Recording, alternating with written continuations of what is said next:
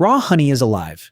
It contains enzymes, invertase, glucose oxidase, diastase, that give it antibacterial properties, flavor complexity, and a chemistry no other sweetener can match. But here is something that might surprise you. Heat it past 40 degrees Celsius, and those enzymes begin to die. Past 50, the sugars caramelize. Past 60, it is dead. Just syrup. But to infuse chili heat into honey, you need warmth. Capsaicin does not dissolve in cold honey. The entire hot honey industry operates inside a window of 5 degrees. This is how that window turned a college student's hobby into a $40 million business, and the flagship product of the biggest flavor trend of 2026. Most supermarket honey has already been heated to between 63 and 71 degrees Celsius during processing. That kills the enzymes, destroys antibacterial properties, and evaporates volatile aromas. What remains is sugar that tastes like honey. Nothing more. The enzyme invertase breaks sucrose into fructose and glucose. That is why raw honey crystallizes. It is still chemically active. Glucose oxidase produces hydrogen peroxide, which gives honey its antimicrobial power. And diastase breaks down starch. Its activity level is one of the key quality markers in international honey grading. Raw is not a marketing label. It is a technical status. It means the enzymes are still working, and those enzymes are exactly what hot honey producers must protect during infusion.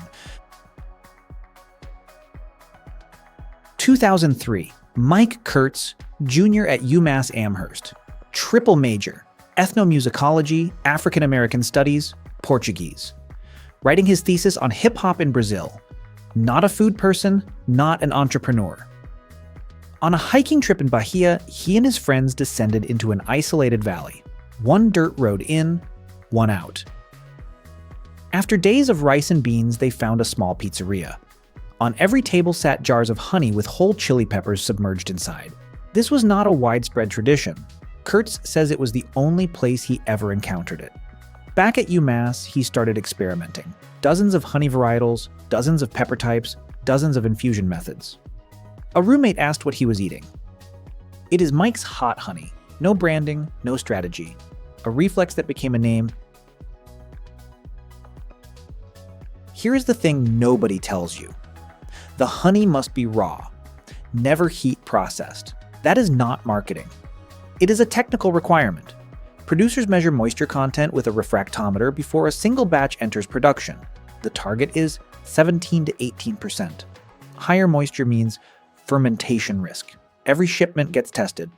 Mike's uses chili peppers imported from Brazil, the same variety as the original discovery. The heat hits the back of the palate. Sweetness first, then the food's own flavor, then the burn arrives roughly 1 second later. Across the industry, alternatives range from Calabrian chili to habanero to ghost pepper for extra hot lines. Mike's Extra Hot uses a proprietary combination, approximately 10 times spicier than the original. Then comes infusion, the 40-degree boundary. The goal is to extract capsaicin from chili pepper cells into the honey. Above 40 degrees Celsius, invertase begins to break down. The honey loses its raw status. Above 50, fructose and glucose caramelize. Above 60, most enzyme activity is destroyed. Volatile aromas evaporate, color darkens. The honey is dead. The ideal zone sits between 35 and 40 degrees. Warm enough for capsaicin to dissolve out of pepper cell walls, not hot enough to denature enzymes. It is like growing seedlings in a greenhouse. Warm enough to germinate. A few degrees too hot and everything burns. Except here, burning means permanently destroying enzymes that can never be recovered. Infusion must happen at very low temperatures over a very long duration. This is why artisanal hot honey takes far longer to produce than nearly any other condiment.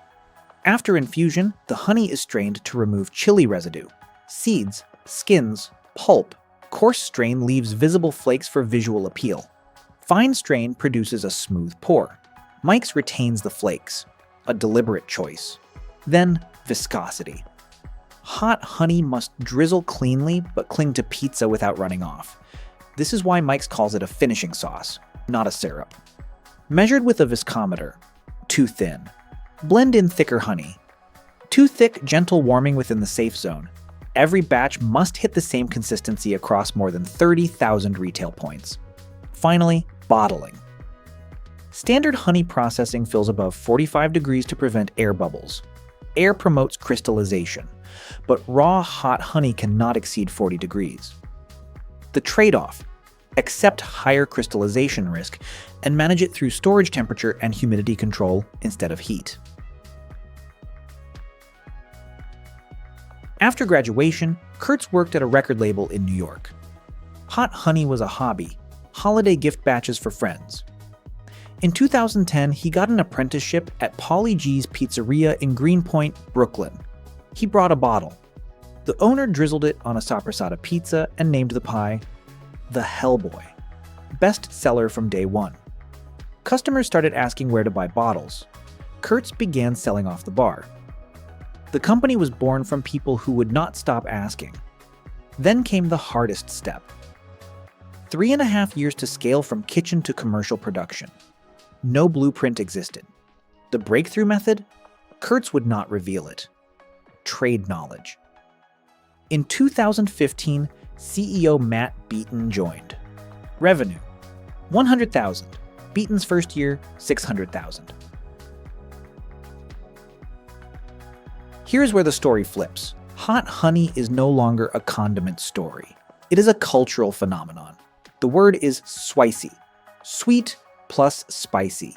The #1 flavor trend of 2026 according to Data Central, McCormick, and virtually every major food trend report. Hot honey now appears on 11.3% of all US restaurant menus. 230% growth over 4 years. Projected to grow another 151% by 2030. Frito-Lay, the company behind the world's biggest snack brand, trademarked the word Swicy. Not a product name, not a slogan, an internet slang term. When a billion-dollar corporation files paperwork to own a word, something fundamental has shifted. Beyond food, a sneaker collaboration with Ewing Athletics. Candace Parker on the board of directors. An arcade game called Slice Hunter on the App Store, with a physical cabinet at a Manhattan pizzeria. Every jar was made inside a temperature window narrower than the gap between a warm room and a hot day. That separates a living condiment from flavored sugar. A $40 million product built by a college student who spent 6 years on a hobby in Brazil, then 3.5 more on an engineering problem nobody had solved. 3 out of 4 consumers say food tastes better with heat. Hot honey was the proof of concept. The jar that showed a wall could be a door. Next time you squeeze that bottle, the enzymes inside are still working, still alive. That is what raw means. That is what 5 degrees protects. That is the process. We reveal how things actually work, one story at a time. If there is something you would like us to explore next, let us know. Until then, trust the process.